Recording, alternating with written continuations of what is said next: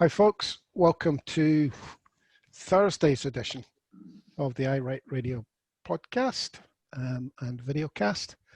We're going to cover today's presser because there was some interesting stats appeared, and Ms. Sturgeon gave a couple of people a kicking. We're going to have a chat about the Gordon Brewer politics program yesterday. Lesley Riddoch's written an interesting piece in the National. We're going to have a poke at. And I think we're going to have to mention GERS. Sorry about that, but we're going to have to. So today's presser. Jimmy, we'll let you have first bite of this one. Yeah, I thought there was quite a lot of ground covered today. The usual stats at the start, and then she went into some detail on various clusters around the country. All seems quite positive in my opinion. The clusters seem quite closely contained. Test and protect appears to be working very, very well. And then we got to stats on the likes of the amount of tests that they've done on kids in the last week, because parents are all bams and think the minute their bairn's got a runny nose that they might have COVID. So well, that was an interesting one for me. 17,500 tests on school-age kids, resulting in a 0.3 test positive. I'm not surprised. Parents will panic, especially if you have young children. I know, mate, but given that it's a pandemic, a little bit of thought might go a long, long way. I mean, I've seen anecdotal stuff on people's Facebook where they're saying they're struggling with a cold now, and they've had a COVID test just in case. Didn't have a COVID test just in case. Have a COVID test if you think you might have COVID. If you've got symptoms. I still think that the point I made yesterday, that's kind of been underlined today, about it's a great dry run for a serious spike in the winter. I think the current situation is good for that in both angles, because there's enough cases for people still to be worried. And on the other hand, it's contained. It's not a dry run, is it? We've seen a couple of days of the Scottish government getting absolutely panned because people were getting asked to go to Aberdeen or England for testing. And that was nothing to do with the Scottish government. That's the UK government testing facilities that are asking you to go elsewhere. Yeah, but Jimmy, all you're doing is saying that the usual suspects had attacks on SNP bad. What I'm doing is saying that people are panicking. People who don't have COVID are asking for tests for their bairns. Well, let me throw in something. When my son, who lives in Australia, and this was before the spike in Australia, he was working in the equivalent of B&Q in Melbourne.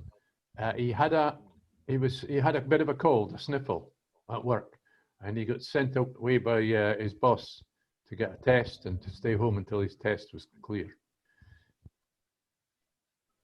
Right. And that doesn't happen here. If your boss tells you to go away home and get a test, you tell your boss to ram it. You get a test if you choose to get a test. Your boss can't tell you to get you in.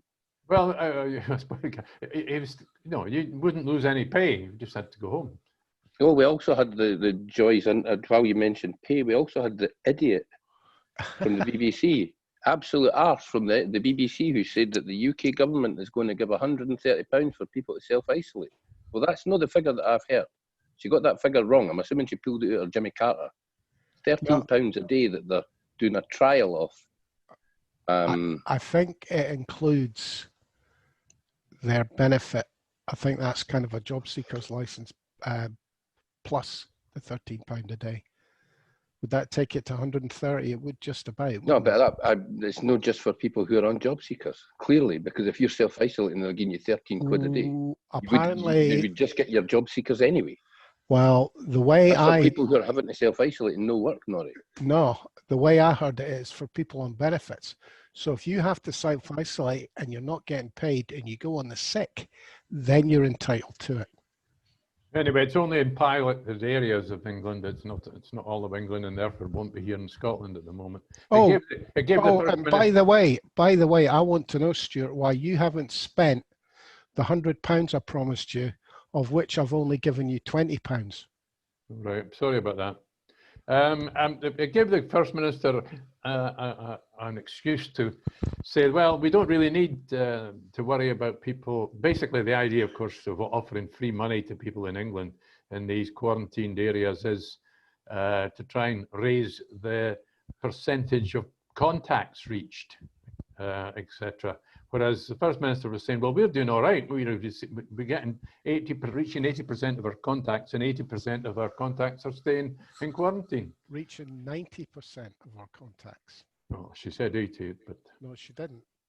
England. She didn't, because she didn't have the figures to hand. She said 90. It's over 90.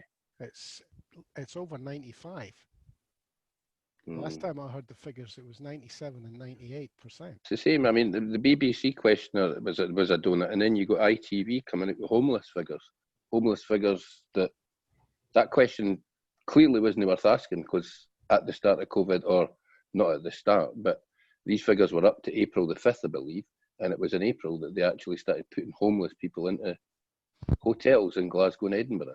I know. So effectively, the homeless figures for last year are as worthwhile as chocolate underpants. Yeah, well, as the First Minister said, they largely predate the virus pandemic. It was interesting. Colin White's been around a very long time. I first came across him when he worked at BBC in Selkirk, and he's been in Aberdeen for donkey's years. I don't know why he asked such a stupid question. Was it him that brought up Hoik the first time? Oh, Hewick. Are you trying to confuse me? Your sounds has gone a bit quiet, Norrie. Well, I'm just asking if you're trying to confuse me, because... No, your sound is a bit quiet. Right. Okay. The question about Hoik was the question he asked, was it not? About the rise in cases in Hoik. It's very new, so they can't really go into much detail about it, because they have much detail about it. The question was, will the mobile testing that's been moved to Hoik to cover this blip be available to ordinary Hoik folk? And she said it's a question for the teams that go there to decide whether... Did you say it would be different from Gretna, which was the first cluster we had? No, what she said was in Gretna it was open to the general population, right? But in Aberdeen it wasn't. Or well, like given that I think there's 7 cases related to the Hoik thing at the moment, it'd be a bit stupid to have a testing facility that was only open to the contacts of those 7 cases, wouldn't it? It would seem that way. Although I've no idea why reporters, and you've got the Daily Record doing it as well, I've no idea why reporters asked the First Minister of Scotland questions on actual incidents when she's going to have no control over those incidents. The incident management team, that's what they're getting paid for, to manage the incident. It'll be a decision taken there. You know, the Daily Record was asking her about kids getting locked out of schools and whether heads should let them in or no. That's not a question for the First Minister.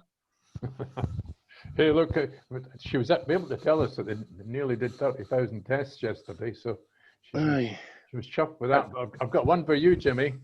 Apparently, Ali McGilvery from Bauer, which that's local radio, wasn't he happy that rugby was getting a pilot stadium test tomorrow night, but Celtic were turned down for their pilot. Aye. Well, I'm pretty sure that every Celtic fan in the country was delighted that they weren't at Parkhead to watch that mince last night.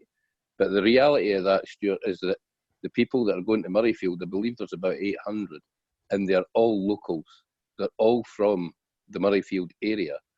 So they are keeping a very, very tight control of that crowd and how that crowd reacts inside and outside the stadium, and anything that happens afterwards should anybody get infected. Is it going to be one of those? Is it going to be a proper pilot where they'll even?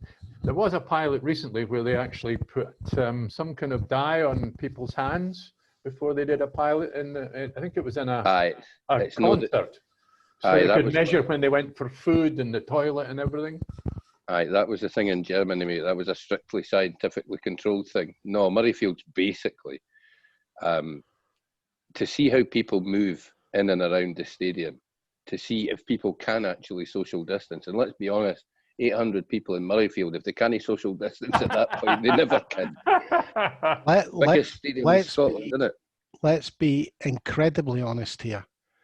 Football supporters should be delighted that rugby supporters are going to be asked to do this. Because to be blunt, they're going to be so much better behaved. They'll probably social distance automatically just so they can get in to watch the next game. No, they'll go to the bar because they're allowed to have a bar in Murrayfield when rugby's on. That's because they're civilised, Jimmy. No, it's not. It's because they're clowns. It's because they're civilised. No, so the end result, about and enjoy themselves. They just stand there and go, "Oh, I say, wasn't that splendid?" You've never been at a rugby match, Jim. No, for a while, mate. The point I'm making here is the results. If they're a Murrayfield crowd, the results are going to look very good as far as other people getting to let support. Aye. You're right. It's a box ticking exercise, and using Murrayfield with 800 people in it is the way to tick every single box in exactly the way you want to then allow crowds into stadia later on. I mean, they can actually give them written instructions because they'll be able to read and everything. Aye, they couldn't have done it at Parkhead last night because nobody would have used the hand sanitizer. Well, I'm thinking about there's huge advantages. There's no blood smears all over the pavements for the knuckle dragon. I mean, it's obviously much safer. Right. Okay. I think we should move on, don't you? I'm waiting for Jimmy to talk to me about eggs. No, mate. You've been talking about egg chasing for the last 5 minutes. I didn't need to actually label it.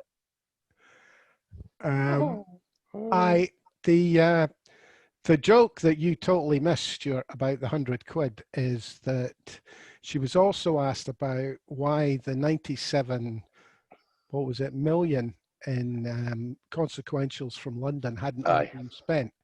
And lo and behold, it turns out because it hadn't all been delivered to the coffers of the Scottish government. Mm-hmm. And also, strangely enough, they're looking to take a large percentage of that and spend it wisely. So they're consulting with many, many different sectors of these venues who need support to see exactly who needs what before they hand anything out. If they get it. Because remember the charity money they were supposed to get that didn't turn up? Aye, true. Right at the beginning. That money was supposed to go to charities and it never appeared. Or it certainly didn't appear on time. So they've got reason to be cautious about spending money before they get it. Sorry? I thought Tom Gordon done a wonderful Ruth Davidson impression today. I mean, he asked Ruth Davidson's question from Parliament yesterday, almost word for word. He did. It was then interrupted the First Minister because clearly he feels qualified to interrupt if he thinks that answer isn't going to be good enough for Ruth. Well, do you know this thing where you say to somebody, my car's broken down. I need a mechanic to fix it. Mechanic come back and tells you your starter's punked. Mm-hmm. So your neighbour says to you, and when exactly did you know that your starter was punked? Oh, when the expert came back and told me. Aye. That's exactly what's happening here. They're going to find out when and if, I noticed she did say if, when and if anybody was unbed blocked into a care home who was positive, aye. Still, well, not just positive, because you've got to think maybe some people who got over the coronavirus were sent to care homes, but actually infectious people were sent to care homes, because that's the question. Well, when the experts come forward and tell us that's the point at which people within the care homes themselves have to answer the question, did it spread? Why didn't they isolate them? Yeah, well, because you clearly were instructed to isolate every single case. Why didn't you do that? I like the way that Richard Leonard, wasn't he happy getting skelped yesterday? He put out a statement today demanding a full inquiry into everything that's gone wrong. Now. Because you should have inquiries halfway through a pandemic. Exactly. That's I when they do it. I think yesterday was when you've got half of your own party briefing against you. Surely you know it's time to go. Just ski in. I mean, he was woeful yesterday. He gets worse by the week. Do you know what the Peter rule is? I don't, mate. We're waiting. It's the rule that dictates that everybody gets promoted until they're incompetent. So in other words, you get promoted until you're in a job that you can't do. All right. Mm-hmm. And I can't help but look at Richard Leonard and think he is the epitome of that. I thought he was already incompetent when he had the way he handled the Glasgow Corporation staff back pay, Aye. women's pay, the way that they tried to swindle Well, them. the way his union did, I don't think he was actually directly involved in that. Oh, I thought he was. I don't think so. Oh, well. No, I think we would have seen the detail of it if he had been. Oh, well. Sorry, Jimmy.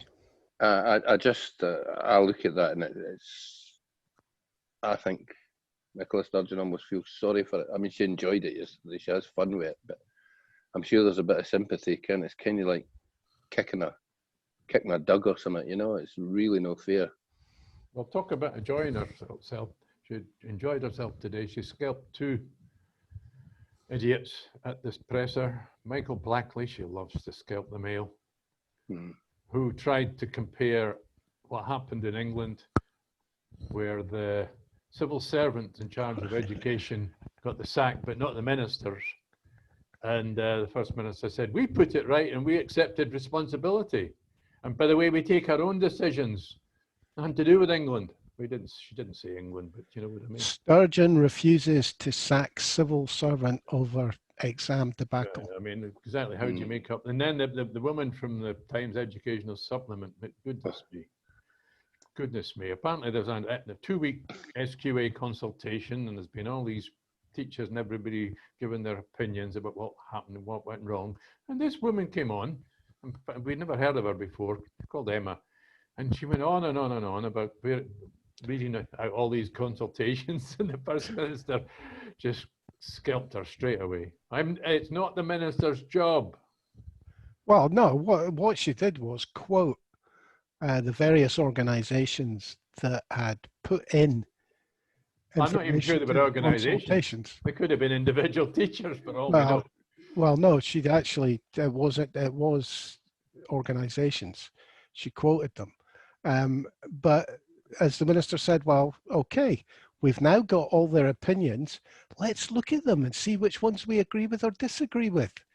You know, and that's a job for the SQA. I've no idea why she would put a question that is basically entirely to do with the SQA. I've no idea why she put it to Nicola Sturgeon. Clearly, the Times didn't particularly want a question today, so they sent some dafty for the educational supplement. Basically, she read out tomorrow's headline. To almost the article, mate. She went on for about 4 or 5 minutes. I think she was reading out her copy for tomorrow and hoping to get a wee quote for Sturgeon to put at the end of it that might get her into the paper rather than just a supplement. Okay, guys, shall we move on to Gordon, I'm no Unionist Brewer? Aye. Stuart, you took notes, I believe. Well, I never used to watch it, but you used to pop it up because it just seemed to be a weird time, and even when there wasn't anything happening in Scotland, the Parliament wasn't sitting, he insisted on going on, having his programme at 3 o'clock on a Wednesday afternoon or something. Anyway, I watched it, I took copious notes. It was worth watching yesterday because we had the GERS thing. The number of people he spoke to Andrew Kerr of the BBC, Glenn Campbell of the BBC, Graham Simpson of the BBC, Douglas Fraser of the BBC, anybody else of the BBC? However, what he also did at the end, the star of the show, of course, was the interview with Kate Forbes, who is our Finance Secretary at the Scottish Government, and who had a starring role. Now, I believe you may have I have got a clip, video here. This is her speaking to the south of Scotland, somebody or other. Peter McMahon, does he? Probably. Probably. Where are we? There we go. There we go. Operate with deficits. That's not as big as this one. It's not Most radical. of them not as big as this one. Actually, 8%. on the contrary, we are just seeing unprecedented borrowing from countries around the world, small and large countries, including the UK government, whose deficit is set to rise to £372 billion this year. I don't see any of those countries suddenly deciding that they no longer want to be independent. The difference between them and Scotland is that they have the powers and the levers to manage a deficit. Those are powers that we could use in order to invest in the economy and to manage our public finances far more sustainably than they are currently managed under this arrangement. And were Scotland independent, it would take a share of that UK deficit and it would add the deficit that we know it has. So the deficit in an independent Scotland will be even higher than the UK deficit. But at the moment, across the world, countries, large and small, are running significantly large deficits. None of them are suggesting that they should no longer be independent. What they do say is they need the powers to manage that deficit. If we had those powers, we would do the same. I was interested in this idea that the reporter had, that we would take a share of the English UK deficit and add it on to the Scottish deficit. Why would we do that? Aye. Scottish deficit is our share. Because he's a reporter, not an economist. Or a, I mean, he clearly doesn't understand what he's talking about, and he thinks he does. There you are, lads. You're leaving. So what I need you to do is take a chunk of my debt along with the debt I created for. well, if we can actually say that what happened in 2014 before the famous referendum, the Treasury in London said that they would accept full responsibility as the what's the word? Remaining country, seceding, continuing state. They would take full responsibility for all the UK debts. So what? I was kind of impressed with her passion. I think she'd clearly. I think he was probably reporter number 3 that was talking abject mince to her, and given that she actually knows what she's talking about as a qualified accountant, I think she just got tired of it and decided to slap him about a wee bit, because it was interesting to watch, and it's nice to see that there is passion on the front benches of the SNP to defend Scotland when fools put Scotland down in such a uneducated and idiotic manner. Have you noticed it's not BBC headline policy yet? It's a £15 billion Scottish debt still on the BBC. But have you noticed a slightly more even-handed approach? I think they know. They've taken a look at the last couple of years, and they know that people on GERS Day now, the folk that know what they're talking about, the folk that have gone into this in a bit of depth and taken a look at it, they know it's ridiculous. So the BBC had to apologise last year for misrepresenting things. And they've done exactly the same thing this year. Yeah, there's already been an apology from Martin Geisler from the way that he opened the 9 last night, because he wrote his opening speech and it was a bit of a nonsense. So he's already apologised personally for that. I think, as I say, the GERS, the folk that know, it's actually useful to us now. Yeah. We watch it and think, you know what, this is so ludicrous. Half of the population now think that the GERS figures are exactly what they are. Political nonsense designed to make Scotland look ridiculous. When they tell you that Scotland is responsible, I think yesterday it worked out about 54%. We're responsible for 54% of the UK deficit. 45%. Absolute nonsense. Excuse me, Johnny. I don't put these things up for no good reason. I'm not looking at it, mate. I wasn't reading it. Sorry. There you go. Wait a minute. You're just in a wee corner, mate, in my doofa. Portion of the population, 8.3. Portion of debt, 21%. Yeah, no, but it depends. Well, it depends what you're adding up. But it comes to with the Celtic nations, the 3 devolved nations seem to be responsible for more than half the deficits. So 55%. Yes. Aye, we know full well England wouldn't subsidise a spare bedroom. There's no chance they'll subsidise an entire country. No. The union is a crock. We all know that, and they know we know that. and they're looking at the numbers going, well, some of them are looking at the numbers going, at some point I might need a job in an independent Scotland. Maybe I shouldn't be quite such an apologist for the Conservative Party anymore. I'm waiting for the... I think, sorry, Norrie. I'm waiting for the day when somebody at Westminster, one of the Unionist Party, turns around and said, look, you've got to stay. We've tried everything else. Tried to threaten you, tried to tell you you're too poor, too stupid, all that. But the actual fact is, England will die, starve to death, have no money if you don't stay. Please take pity on us. I think that, I mean, obviously, I think I'm certainly waiting for the SNP government to just turn around and say, look, this GERS, but yeah, we know it's prepared by civil servants in Scotland. But that's no good reason. And officially it comes from the Scottish government. It's like another weird thing. We won't go there just now. They've really got to turn around and say it's got nothing to do with us. And it's totally unreal. I think they should leave it now because I think it's useful now. And, oh, well, okay. But the National today managed to get George Kerrivan, who's left. Who's very left-wing commentator, and Michael Fry, who's about as far right and still inside the SNP camp, to both agree that GERS is just finished. But Jimmy's point is solid. I mean, I have definitely noticed, I got a little whiff of it last year, but this year, there is definitely, I think just about every report I've seen at some point, including the BBC, Fraser on the BBC, saying this is not an indicator of an independent Scotland's finances. No, you're getting right.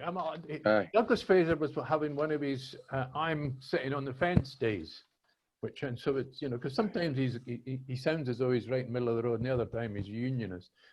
And you're right. I think he's softened a bit. And even Gordon Brewer himself, when he questioned Murdo Fraser and Jackie Bailey at the end, he interrupted their outrageous, the usual statements they make. Oh, Scotland's too poor, couldn't he survive? He interrupted them. God knows what he had for his breakfast. I don't know, mate. I think maybe it all for Brian Taylor on Good Morning Scotland yesterday, because he basically came out and said the GERS are coming out today, and we all know it's propaganda. Yeah. Now the BBC didn't particularly go to town on that, but Twitter kind of did. I've lost count of the amount of people that retweeted Brian Taylor for the first time in their history yesterday. I think the big point I'm trying to get to is, though, I think that's pressure from social media, from the cybernats, that's actually forced people to look at it more seriously and to consider the fact that, and I'm seeing a lot of this particular phrase, this is not an indicator of an independent Scotland having problems. It should be questions because it's the problems the union is creating for Scotland. Well, one of the facts that apparently I didn't check it, but it was from social media. It's only London and the southeast, according to the similar figures, that isn't in a hole. Aye, Scotland. Every region of England outside London and the southeast is as bad as Scotland. Mm-hmm. Well, it goes London 1, southeast 2, Scotland 3. It's a nonsense. It's absolute nonsense. It's fake accountancy. It's fake. It's Whitehall accountancy, and Whitehall accountancy basically for the last 300 years has been about politics. No, the figures, Jimmy, they make up the figures to suit the politics. Jimmy, till the 1920s, they used to publish Scotland's contribution to the empire, which was a huge chunk, and then they had to stop. You didn't think that was actually real. You didn't think that was actually accurate. They were still doing the bidding of Whitehall. Oh yeah, but I mean, they were probably honest until they realised that the population in Scotland could read and might get a bit uppity, so they stopped doing it. Well, I think the union itself, mate, I caught a bit of daft Neil Oliver's nonsense last night. And watching that, the union's a crock. Scotland was conned absolutely 100%. It was politics writ large. They took Scotland through politics because they couldn't take us through war. And they've been doing it ever since. The whole unionism thing. They told us that the 45 rebellion was a religious war, and they have propagated that ever since. It was nothing to do with religion, it was to do with the union. You know what I mean? People had carved into their sword, no union. They didn't have anything about religion carved into their swords when they fought at Culloden. One of the best tweets I saw today was Ian Martin. Ian Martin, is he the Times? Well, he's quite the journalist. Put quite a lot of good stuff of late. Effectively, what he's worried about is Scotland becoming independent and then England getting upset about there being a back door to invade England, like the 1700s. Well, that was the excuse for that's the excuse for planting all the Protestants in Ulster around about 1600. Well, I retweeted him and said, so Scotland should remain tied to the UK in order to placate the English warlords. Aye. Is that a good cue to move on to the Lesley Riddoch article? Yes. I think so, because the Lesley Riddoch article is a beacon of light in this darkness of pandemics and crazy economics. Apparently, according to Lesley Riddoch, and she could be right, that as soon as we hit the 1st of January, so it'll be New Year's Day, Scotland could quite easily get a letter from the EU and a letter from the EFTA and even a letter from the UK saying, please don't go. We want you in our club. Because the EU will, as soon as we're no longer in the EU, they'll be allowed to do that without upset. They'll be quite happy to upset London. I mean, it's something I've thought about quite a lot, is the effect Scotland would have on England or the rest of the UK. All right, let's expand it. Should it become independent? Because if Scotland goes for its own currency, there's a big, big hole going to be left in... Aye, the pound tanks. Yeah, essentially sterling will plummet. Mm-hmm.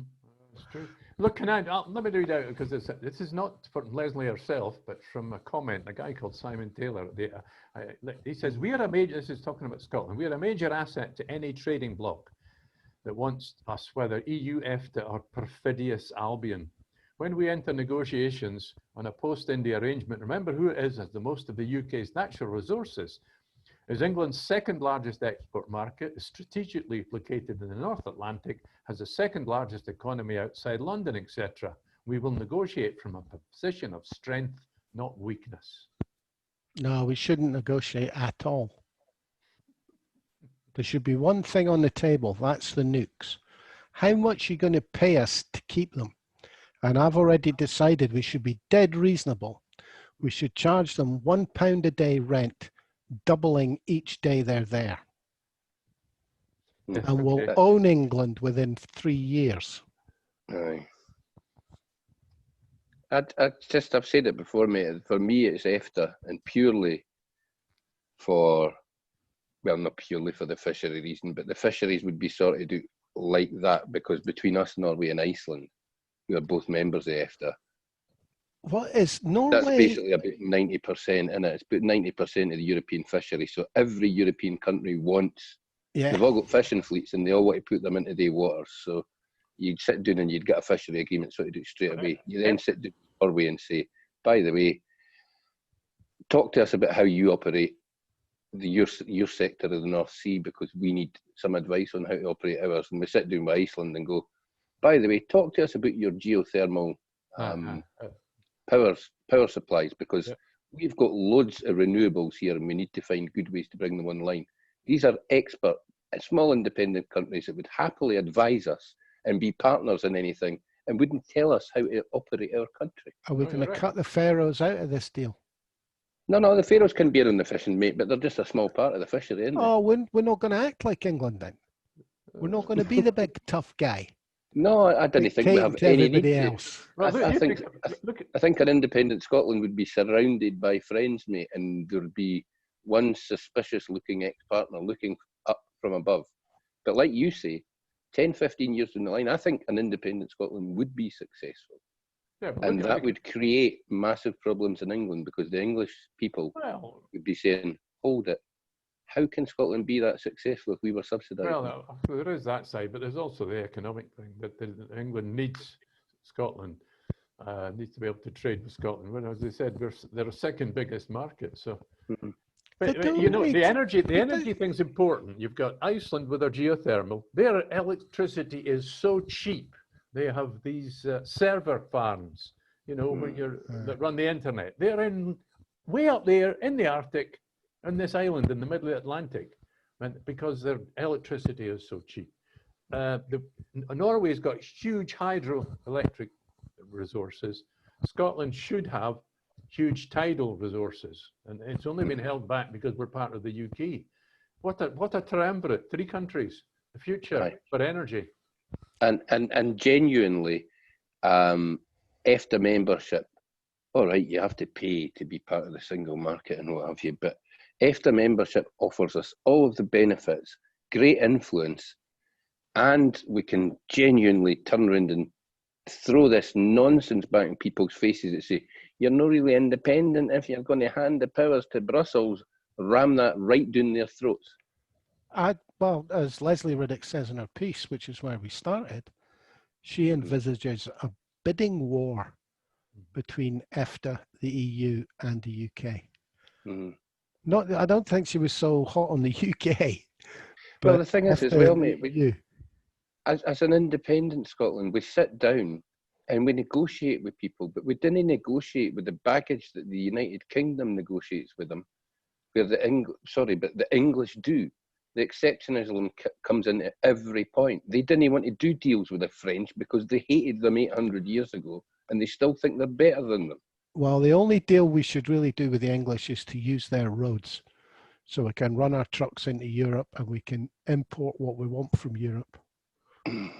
Well, I'm quite happy. To be honest, mate, I would love an independent Scotland to prosper and for it to cause massive political problems for the Conservative Party in England. Because they have, as much as they've raped Scotland, they've also raped the north of England. We've discussed this before. Yorkshire's the breadbasket of England, and Yorkshire gets nothing like the resources back that get ripped out of there every year. Yeah. And people will look north, and if we do become that sort of Scandi country, they're going to look north and say, wait a minute, what's this free childcare? They're still not paying for their prescriptions. Their higher education is free. But I will say though, they genuinely believe everything that's printed about us down there. I caught a wee bit of Jeremy Kyle the day, and they were talking about the GERS figures, and it was the Times article that they were discussing. They genuinely believe that every Scot gets £2,000 a year handed to them extra from English taxes. They totally believe that. So all this nonsense, maybe the GERS figures aren't really aimed at us. Maybe it's aimed at England. I don't think they are. I don't think they are. And I would like next time before GERS comes out is for every cybernet to agree to ask only one question. I'll discuss GERS with you when you show me the English GERS figures. Aye, or the Welsh or the Irish. Strange how they didn't produce them for other countries like that, eh? They do a partial, they do one for Wales and a partial one for Northern Ireland. I'm quite happy to wind them up though. I did tell a couple of people on Twitter yesterday to shut up, stop whining about the fact that we get more money and go and get a third job if they're working too, because I needed a couple of new tyres on my Ferrari. Because that's what I'm spending my extra £2,000 a year on, the finance for a Ferrari. Oh. Well, you can afford a Ferrari because all that free education and prescriptions we get, mate. Aye, absolutely, mate. I've never had to pay for bunion plasters for years. I've got the price of a Ferrari with my prescriptions. What was the other thing we were going to talk about? GERS, Lesley, the presser. Who just sent you a message? It wasn't you, Stuart. Brewer. No, we covered it all. Well, we've covered my good boys. Yeah, Anybody picked up on anything? Well, I just wanted to ask. I wanted to ask you and Stuart because I reckon you guys might know. Now, apparently, it's just gone straight in my head. Stuart, you go. All right. I wanted to just go a quick report on our discussion about the inquiry, the Salmon inquiry, the committee into the harassment. Just to confirm, yesterday I was able to look at the written report, and what we discussed about, we discovered that there were emails that the committee were seeing but hadn't been published, and that the guy called Heil, the civil servant, said that, oh yes, he admitted there were 150 documents that he was going to let them have. I thought there was 3. No, he mentioned 150. Yeah, they asked about 2 or 3, but the civil servant said, oh, there could be 150. And don't forget, there were something like 30,000 documents originally. They came out on trolleys, apparently, the ones that down to Parliament. So anyway, let's put it this way. As far as I can see, having read the written report, what we talked about yesterday was pretty accurate. Takes 3 heats to get there. Jimmy, have you? I just want, as I say, I thought you guys might have recognised it more than me, but it went straight my nut, but it came straight back. Boris yesterday talking about a mutant algorithm. Have we ever dated a mutant algorithm or possibly been for drinks with one? Do we know what a mutant algorithm is? Well, I've got a story for an algorithm, because when I first started studying computers, I didn't actually have a computer in front of me. I had a, a bit of clear plastic for your rulers at school, and then you got a protractor. Well, I had a thing about that size with little circles and squares and things, and we used to draw algorithms with a pen and paper. Sure, you should have been years ago. Was that when you were still carving into stone? When was the first email sent? Oh, I don't know, but I used to use. We had computers Did I in the bank. the question? I don't know. When was the first email sent? Have a guess. Oh, I don't know. Well, When the pigeons went on strike. 1973. Good, but not right. Jimmy? Like I say, when the pigeons went on strike. 1971. And I used computers in the I'd bank have been 3 at that point, mate. So we had punch tape. At the end of the working day, we ran this punch tape through the machine to give our figures over to head office. And then I moved to a factory that was made Glasgow that made machine tools, and we had computer-controlled lathes in 1967. oh, geez, we'll be starting to talk about IBM at Coatbridge and all that shortly. There you go. All right. Was that when anybody under 5'6" was called a computer? Okay, boys, I think we've exhausted the history of computers by Mr. Lockhead. Aye, it wasn't Coatbridge, it was at IBM was Port Glasgow, wasn't it? I've no idea. Big massive factory that they had over there. There's a very good little documentary about that. They did well down there, by the way, IBM and Port Glasgow. Greenock. I remember building circuit boards at Netherdale and Gala. Ah, well, I've got a 72-ish. No, you're right there. That was a big business in the borders. Aye. Do you know, there was Beppy. And Exacta. Yeah, Exacta. Oh, guys, there wasn't a very big turnout for Hoop today. Hoop. Right. Aye, but the twa old heads for Independence Live were streaming stuff for it, and I took a bit of offence to one of them because the boy was babbling on as he walked up the Royal Mile, and he was babbling on by suggesting that the Royal Mile's name might change in an independent Scotland, which kind of got up my nose a wee bit. A Ouija saying something like that, because I'm sorry, I've no idea. Republican Mile. Aye, exactly. But it's been the Royal Mile a hell of a lot longer than the Saxe-Coburg Gothas have been on the throne. I think we just need to hang a royal at either end of it, and it'll stay the Royal Mile. Well, you've got Andy for the bottom halfway. Do you want to hang up the top Fergie just to make it fun? You could roll Fergie from the top to the bottom and have Andrew pinned down there. It'd be the best kind of 10-pin bowling ever. Now that the Royals, the with his fat wife. Now that the Royals have got an American sub company, we might have to go to war with America if we hang them, though. But that American subcontractor, she'll she'll get her jotters, mate. She'll be get sent back to Canada shortly if she keeps interfering in American politics. That's true. They weren't happy about that, were they? Right, guys. Right. Oh no, I've got one more. We I've can't got get one more. Lionel Messi, he's not happy at Barcelona, so he was. They were, for some reason or other, were asking Andy Murray on live TV about what the future would be for Lionel Messi, and Andy Murray cut the questioner off and says, "It's gone to HIBS. Gone to HIBS." Aye, aye, because I'm sure he's willing to take a pay cut for £988,000 a week basic salary, down to about the 1,500 that Hibs could afford to pay him. He could buy Hibs about 4 times each week. I can't, mate. Aye, see, that's a stunning figure. Eh? Imagine anybody getting paid 12 grand short of £1 million a week. I just thought apparently Andy Murray was involved in A League of Their Own on the telly, and that the new series coming up. And the people he's been working with, they're saying he could be a stand-up comedian. He's got a very dry wit, apparently. Aye, he's apparently well known for it. I'd never met the man. Never met the man. Okay, I'm definitely calling it quits now, boys. Thank you, Bye-bye. Stuart Lockhead. Yep. And Jimmy Hutton. No worries, mate. And I'm Norrie Stewart. And thanks for listening, folks. And if Messi comes to Hibs, well, I think I'll just give up rugby. Cheers for now.